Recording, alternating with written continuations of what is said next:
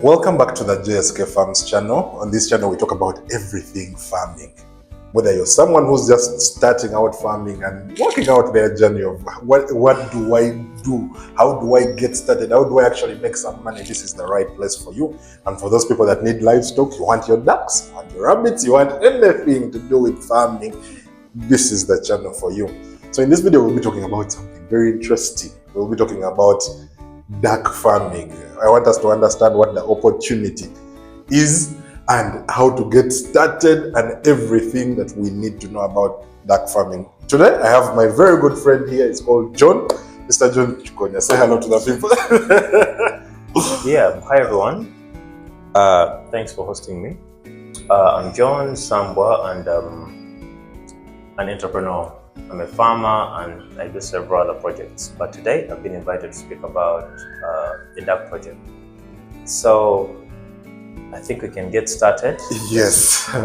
So first questions first. Help me understand about duck farming. Is there actually opportunity in these ducks? I keep saying the Chinese investing so much in them, but somehow here in Uganda there's nothing. So help us understand. Is there any opportunity in this duck farming?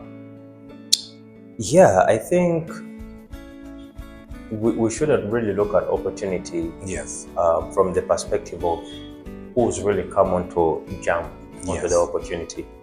So, for example, you mentioned so many Chinese people coming in, and yes, that's a potential market. But if I may ask, just to get us started, have you ever eaten a duck? Yes, I've eaten ducks once. Have your kids ever eaten duck? Yes, they have. How about, have you ever heard of your grandparents or parents eat duck? I don't think so. I may not have been paying attention. But probably there were more incidents of duck farming, poultry farming back in the past. So if today you've had a chance to eat duck, chances your parents or grandparents have eaten duck. Yes. Because they used to do small scale farming. Yes. And potentially had ducks at home. So what has changed? And why the excitement now? Yes. Duck farming is not a new opportunity. It's just like several other projects which used to be done in the past, and they faded away because we didn't really give them the attention. Back in the past, people used to look at rabbit keeping, sheep farming, several of these things. And today, you look anywhere and they're not at the same scale that people were doing them in the past. So what really changed? I think when you ask that question, like what really changed, that might guide us to get back to the question which you asked in the first place, right? So I normally look at this from the perspective of what do the people around us want? Because everyone is in a different community, right? But when you also look at the duck, it's one of those birds or animals which are not restricted by any culture norms or religious norms. For example, like pork, which is not usable by some of the religious beliefs, right? So with the duck, it's one of these similar to chicken, right? But certain people are not eating the duck, yet they're eating the chicken. So we really need to understand why are people eating chicken, but they're not eating duck. Is it because they're not supposed to eat it? Is it a totem that some people belong to that clan that they're not supposed to eat the duck? I haven't heard of Mbata clan. I've not heard of Mbata clan, right? So it's edible. But I think the problem is, even if people wanted to, where are they going to find it? If I wanted to eat chicken today, it's everywhere. I know where to find it. Every market. Be it the supermarket, be it on the roadside, it's literally everywhere. If I want to eat goat meat, it's literally everywhere. If I want to eat fish, it's literally everywhere. If I want to eat cow meat, beef, it's literally everywhere. But if I want to eat duck, rabbit, it's actually nowhere to sheep, is it literally everywhere? No. So what happened? Why is it not everywhere? That's the point we need to address. So I think, yes, it's a very good opportunity for those who really understand the concept I've just explained. Because just like someone says, a lot of people eat chicken, let me farm it and put a cage somewhere on the market and then expose it to the community, right? Yes. People would come, see it today, they won't buy it, see it the next day, they won't buy it.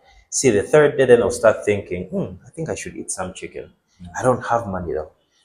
If I come back tomorrow and it's still there, maybe, So on day 7, someone will buy the chicken, right? Yeah. If we apply the same principle and we start growing the ducks in our homesteads before we go commercial, Yeah. then also put them in the same places where we're putting the chickens.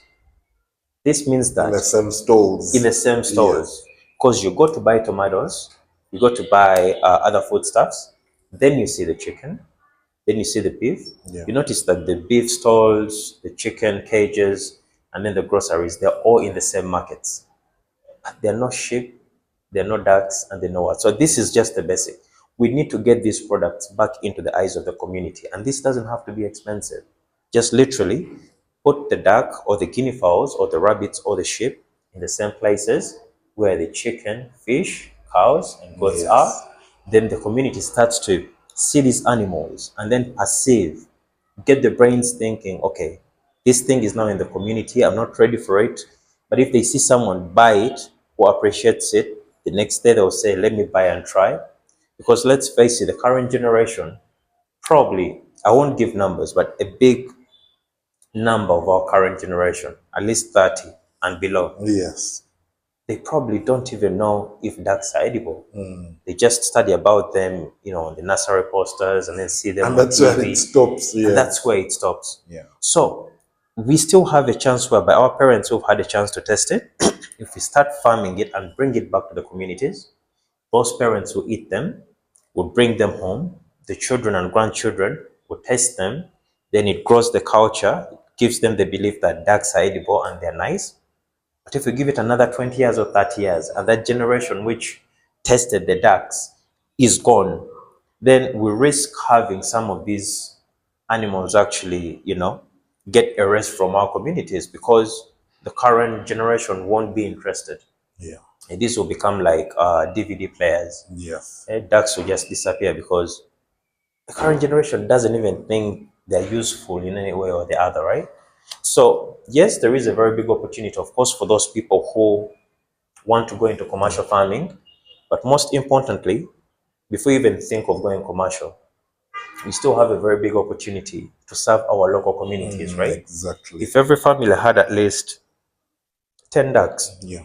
in their homestead, ducks grow quite fast. They give birth to quite a lot of offsprings, and they're quite big animals. The local duck is almost 3 times bigger than the local chicken, right? Yes. And they grow almost in the same period. So it's very good for food security. Yeah. Where the chicken has to focus on probably eating more processed feeds Yeah. and probably medicated feeds. The duck can thrive on non-medicated feeds. Yeah. It can thrive on leftovers, and then it gives you a lot more weight. So for places where we're really struggling with food security and we have very, very tiny spaces, I think families should really come back and appreciate, looking at things like ducks and rabbits, because this can really be done in very small spaces. The other opportunity is sometimes you look at opportunity from the perspective of, I need to start a very big farm and then make so much money. But before you make that very big farm and start making so much money, are you already sustaining yourself and your family in your household? This is another very important factor, right? So before you start thinking of the big farm and feeding the community, start thinking of providing food security for yourself and your family. Yeah. And then that's going to allow you to also get to learn about the animal or bird you're trying to get into commercially. Because if you rear ducks on a small scale or any other animal, you have a chance to learn the nitty-gritties. Yes. And by the time you now can satisfy your own needs as a family, have enough ducks to feed your family consistently without having to spend, because food is expensive, meat is very expensive, especially in Uganda, food is very expensive.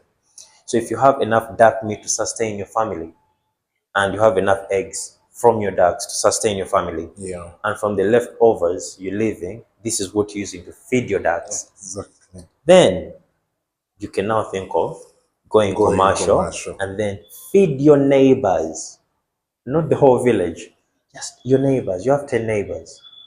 Just make it 20 ducks and then start probably selling them ducklings, right? So they can also get 10 ducks each. Then they can also sell their ducklings, right? So it's 100 neighbors. Before you know it, the entire community has ducks. I used to stay in a place which was called Chirunda Ambata. And I used to wonder why was it called Chirunda Ambata. So I had a dream to sort of bring back ducks to that area. Yes. But of course, we didn't stay there for long. Yeah. But what struck me was, I think if every community, it doesn't matter if it's just ducks or chicken, I think the community should start to do community initiatives, beginning from the families, to sustain the family, then sustain the neighborhood, then sustain the entire community. Then the community can ship out Yeah. whatever that has sustained that community to the neighboring communities, right? And this is really where the big opportunity is, not starting big, because when you start big and inject a lot of money, then chances you're going to lose.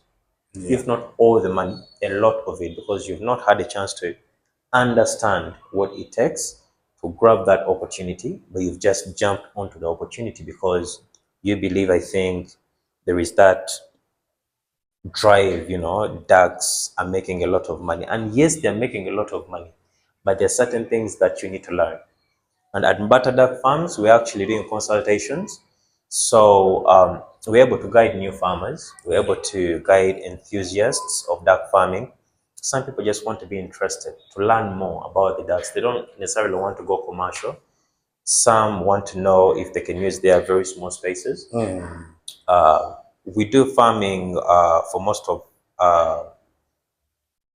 the birds and animals, like chickens, rabbits, ducks, on the second floor of an apartment, right? We have a small farm on the second It's floor quite of an interesting, apartment, right? yes. And it gets back to the point of sustainability. Yes. This is a small farm that I put on the second floor of an apartment, just so it can sustain the family. Yeah. So we can be very wary of what we eat. Most of the farmers, be it for chicken, rabbits, ducks, they medicate a lot. And if they're not paying attention to the withholding times, Yes. then it means that we, the humans, are also consuming a lot of antibiotics, which is quite dangerous to humans. So by having such small farms, it ensures that you're paying attention to what your animals eat, what your birds eat. Hence, you're getting very good quality meat. Yes. So I think this is where every family, especially those in the urban areas, have to start from.